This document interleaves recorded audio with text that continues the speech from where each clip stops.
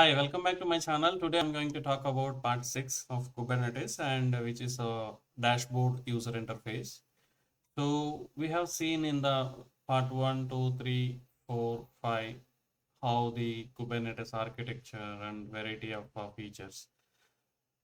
Now we can go ahead and control those things using the dashboard engine.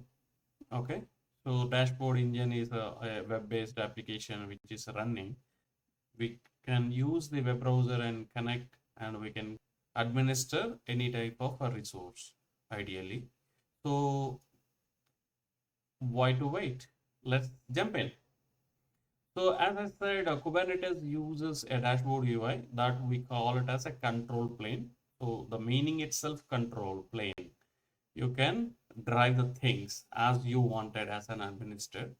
So we can see the different types of workload resources, namespace, pods, services, deployment, storage class, blah, blah, blah, whatever it is. So what are the activities could be performed by the user? The user can be admin user or a standard user. It depends on the role which assigned and they can go ahead and perform the activities. In my particular case, I am admin, so that I am going to demonstrate.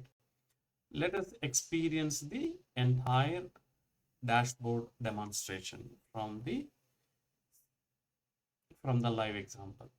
So this is how a dashboard screen look like for the control plane. You can see like list of things available from the left navigation. And if you click on any of the menu item, which is going to represent if it is created any resource, no, or so forth. So everything it is running in my infrastructure. I have a Windows machine. Inside my Windows machine, I have a virtual box which is running Linux. Inside the Linux machine, I am running a Minikube host.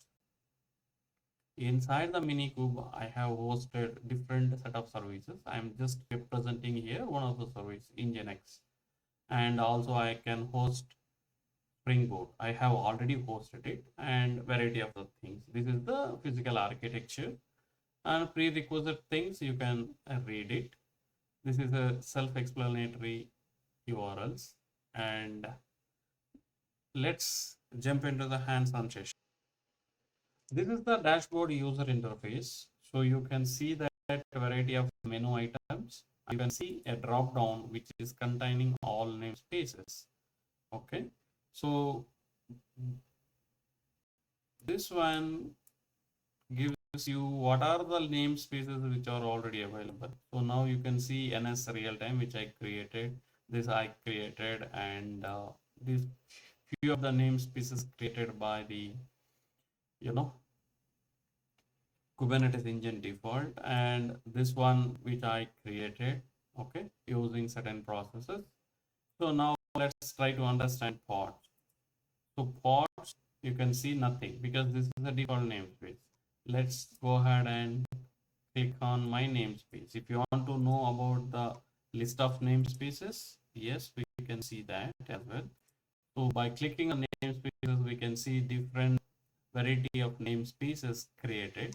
So this is the namespace where I have created a different set of resources. You can see that the pulled container image of my Spring Boot application and created successfully created, killing started, different statuses. You can see that.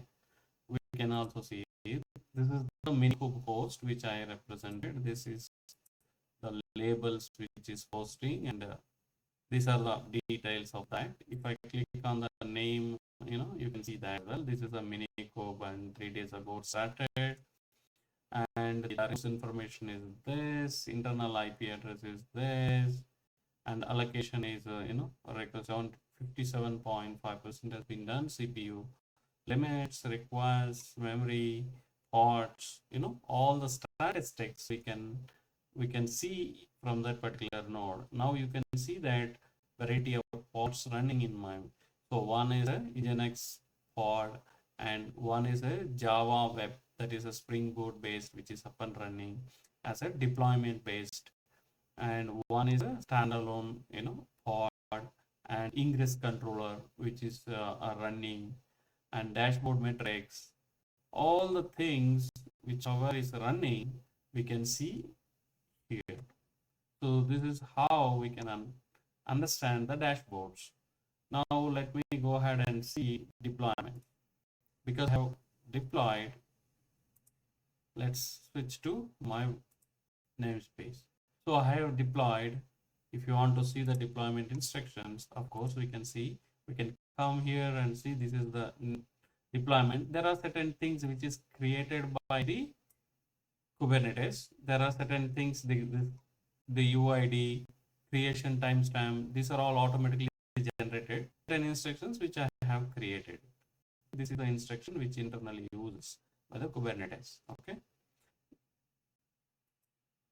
During the deployment phase. So now I can see if I want to scale, right now it contains two pods which I have requested. If I can go ahead and see deployments, if I click on the deployments, it is going to use a replica set. Okay, new replica set has been created on behalf of the deployment. Now you can see that it is scaling to two pods. For example, let me click on the replica set. If I click replica set, I can see running pods desired to it is up and running. So this is a service which I have hosted to access that as a load balancer type. And if I am going to delete a particular pod, it's supposed to generate a new pod. Let's go ahead and see whether it created a new pod or not. Yes, there is a new pod which has been generated because I have specified two pods essentially required as part of my deployment. Let us see now. I'm going to change scale my deployment. Scale 2 to, for example, say 5 pods I wanted. For example, this I am changing through manual. We can also do automation. Now let me go ahead and see. I have requested 5 pods instead of 2 pods. Now what is happening? Now it is trying to scaling. Now it is saying that 5 pods up and running. Now click on the replica set. Now desired I specified as 5, running is 5. That means 5 pods I have scaled up as per my demand. These pods created when my engine created and then I have hosted it. That means 36 minutes ago. I have killed one pod just now created. Let me try to kill it. 4GM6M. On behalf of this, there will be a new pod will be generated because I have specified 5 pods must be up and running in this deployment. So that is going to interact with the, now you can see that pending. So 5 pods running, it is pending now, 6 running. That means it is going to clear out certain pods. Now you can see that 6 pods, which is pod status is desired 5, which is created 6. This one was at the very first beginning it created. So now you see automatically the cleaning up of the deleted pod has gone away. Okay, so instead of that, something else, new pod deployed on behalf of the killed pod. Like this, deployment will give you more benefits wherein you can set it up auto scale mode, minimum pods, maximum pods. When this mini kube CPU reaches 80%, we can have, if it is a multi-cluster node. Okay. So likewise, we can see, if you want to see exactly the pods, yes, you can click on the pods. So this is a standard, pod which I have created. Now I want to see what are the things are there from the logs. Okay. So this is a Spring Boot based application. It is running on 8080 port, which is a Tomcat engine. it started successfully. So likewise, now I'm going to scale down my product pods to, for example, again 2. Let's go ahead and see the replica set, what is going to do it. Now it has to be down from 5 to 2. Okay, so you can see this is all happening quickly. So now deployment pods are 2. So like that you can see. So now if I want services, yes, I can see. Now this is a NodePort type service which is green. That means it is ready to consume, because this is a load balancer. To have the load balancer, there is a way which we have to enable it, so that this become pending to running state. It will come. Right now I'm not testing my application. Just this is the dashboard I wanted to show you. Say if I wanted to define a storage class, yes, I can define a storage class, and that storage class is going to use a persistent volume. This is storage class is a provisioner. This is a host-based, disk which I am mounting. That persistent volume is going to be climbed by persistent volume climb. Let us see. So in the node, this is the path where I'm going to keep some files. These files will be consuming by persistent volume climb as a pod. This is going to use this particular pod, www.pod, which is going to use it. According to how you are going to plan your deployment things, we can get it. So this is a persistent volume. If you wanted to control certain things through the service accounts, yes, definitely you can create service accounts. As I said, roles, we can create role binding association with your group role. Yes, you can bind it to control.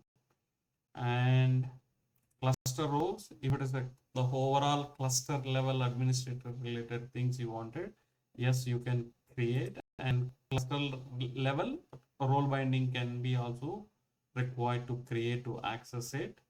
Secrets, yes, you wanted to access secrets, the control plane API server, yes, you can do that as well. And this is the persistent volume client, which is bound to this volume. This is going to be used by the pod engine. So if you want to see that, we have seen in the previous demonstrations. Now if you want, I can just show you. This is the pod file where we are configuring that persistent storage. This is the client we are going to use it, and this is the Kubernetes API access certificates. These are all internally, few things are generating. This is how I have created name and volume mounts. This is the path where HTML will be used by the Nginx. That I am mounting with persistent volume, which we have seen before. So likewise, we can see if I have a daemon sets, we can have jobs. If we can cron jobs, we can have, if we control every resource from the dashboard. If you want to create a new resource, yes, you can create from your input JSON ML, or create from a file. We can choose the file from the location where you want it. Okay, from your path, for example, or create from form. This is a form based with different varieties, namespace, all these things. So now if I click on the workload, I can see what are the deployments of this workload happened. So this is a pod. This is also pod. This is a deployment based pod, and in association with that deployment, the replica set. So that's how the load has been representing here in the dashboard. That's all I wanted to tell you. The Kubernetes beautiful control plane dashboard, describing how does it look like, or what can be performed. Like it, share it, subscribe it. I come up with a new video. Until then, thanks. Bye.